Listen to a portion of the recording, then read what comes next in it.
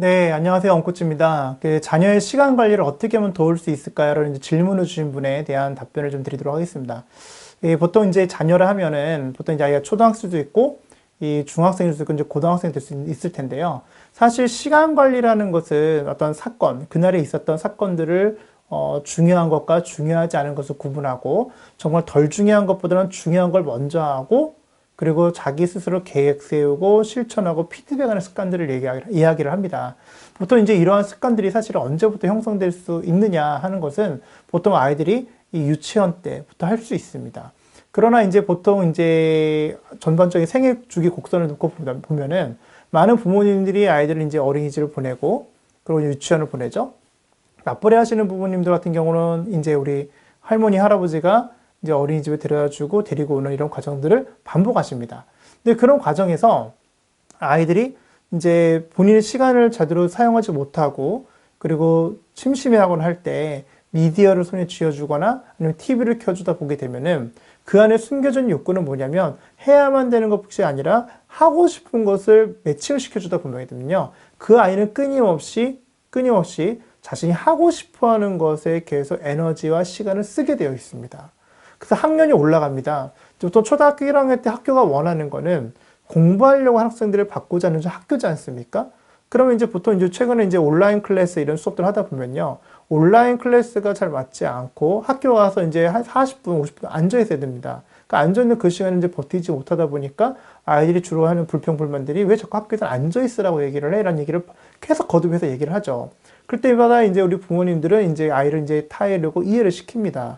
하지만 그것은 이제 단발적인 거고요. 그런 아이들이 이제 1학년 때 이제 온라인 클래스 수업이 이제 밀리고요. 또 해야 될 것들을 잘 복습도 하지 않다 보니까 결국은 이제 학습 격차가 이제 벌어지게 되는 이제 불상사가 일어나게 되어 있죠. 그러다 보니까 이제 2학년, 3학년, 최고점이 이제 3학년 때가 이제 제일 중요한 시점이죠. 왜냐하면 초등학교 3학년 때가 되면은 결국 이 초등학교 3학년 때 학습 격차가 상당히 벌어지는 시점이 바로 초등학교 3학년이기 때문에 초등학교 3학년 때 수학 같은 경우는 아이들이 2학년 때까지 배웠던 구구단, 수에 대한 개념들이 이제 껑충 점핑하게 되는 그 시점이 있기 때문에 기본적으로 1, 2학년 때 수에 대한 개념과 10의 자리, 그 다음에 뺄셈과 덧셈, 수의 환산, 식을 수로 텍스트를 바꾸는 문제들, 이런 문제들에 대한 기본적 이해가 없는 아이들 같은 경우는 초등학교 3학년 때부터 학습에 대한 이 흥미가 떨어지기 시작합니다. 그럴 때는 이제 아이들이 자신이 해야 될 것보다는 하고 싶은 거에 집중하기 시작하게 되고요. 그러면서 자연스럽게 시간 관리가 안 되죠. 시간 관리가 안 된다는 것은 결국 그 아이들이 제일 중요한 학습 관리가 이제 안 된다는 거예요. 이 아이가 이제 학원을 다니기 시작합니다. 학원에 가서 이제 과제를 내주죠. 학교에서도 과제를 내줍니다. 점점 학년이 올라갈수록 무의식 가운데 내 학교와 학원을 다니다 보니까 과제가 많은 거예요. 이제 과제가 좀 많다 보면 이제 어떻게 하죠? 이제 초등학교 이제 5, 6학년, 고학년 될 때 시험 봤을 때 만점을 맞거나 저하면 이제 어느 정도 자기가 공부를 제법 한다고 생각을 합니다. 근데 중요한 건 이제 중학교 이제 2학년 첫 시험 때죠. 왜냐면 중학교 1학년 때는 이제 자유학년제라 해서 아이의 특기적성, 그리고 아이의 이 성격, 흥미, 강점들을 이제 파악하는 그 시점 때에 대대서 아이들이 학습에 몰입하기보다는 이제 학습 활동 위주로 돌아가는 만들기라든지 어떤 팀워크 활동을 통해 가지고 학교를 다니고 있다고 생각을 합니다. 학습을 하고 이제 생각을 하는 것이죠. 근데 중학교 2학년 돼서 첫 시험 봤을 때 거기서 이제 산산조각이 나는 것들은 왜 그러냐?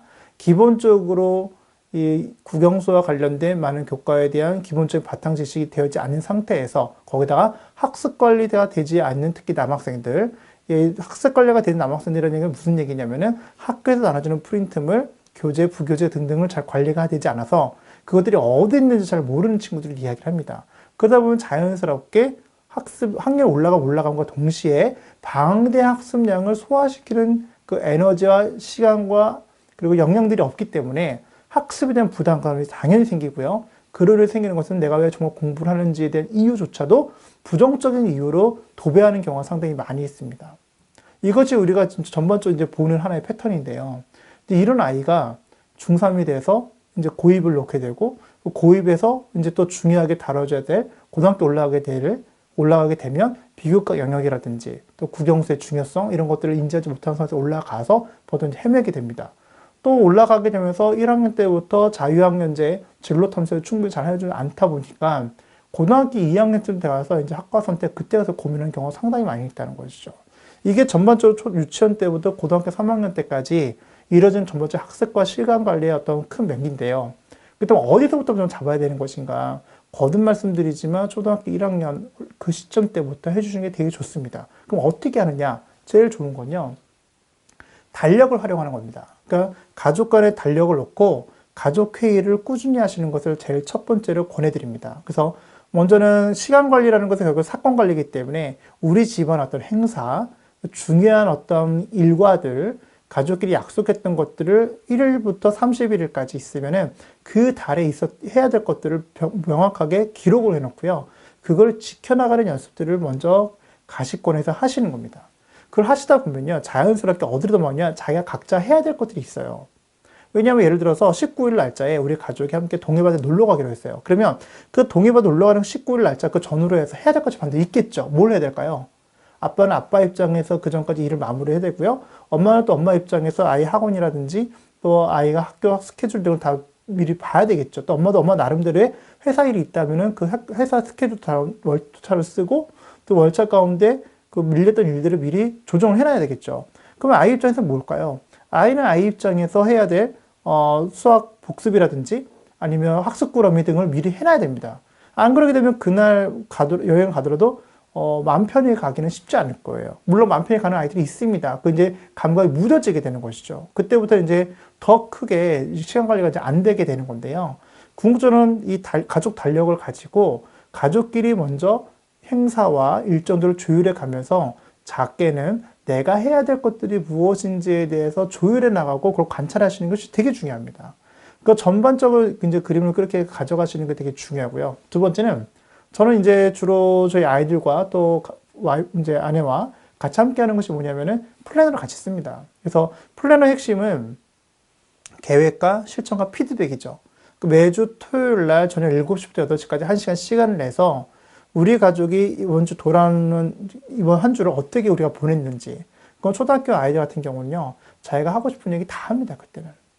이것이 중학교 때까지 자연스럽게 문화로 자리 잡아서 넘어가게 되면 중학교 때도 자연스럽게 부모님과의 관계도 좋을 뿐만 아니라 그 안에서 계획과 실천과 피드백이 적어도 1년에서 2년 정도 어느 정도 학습이 되는 아이들 같은 경우에는 굳이 나중에 가족회의를 하지 않더라도 스스로가 그 문화에 젖어서 습관이 형성되게 되어 있습니다. 그래서 많은 부모님들이 시간 관리 습관, 학습 관리 어떻게 되나요? 많이들 얘기하시는데 기본적으로 천성적으로 그걸 잘하는 아이들이 있어요.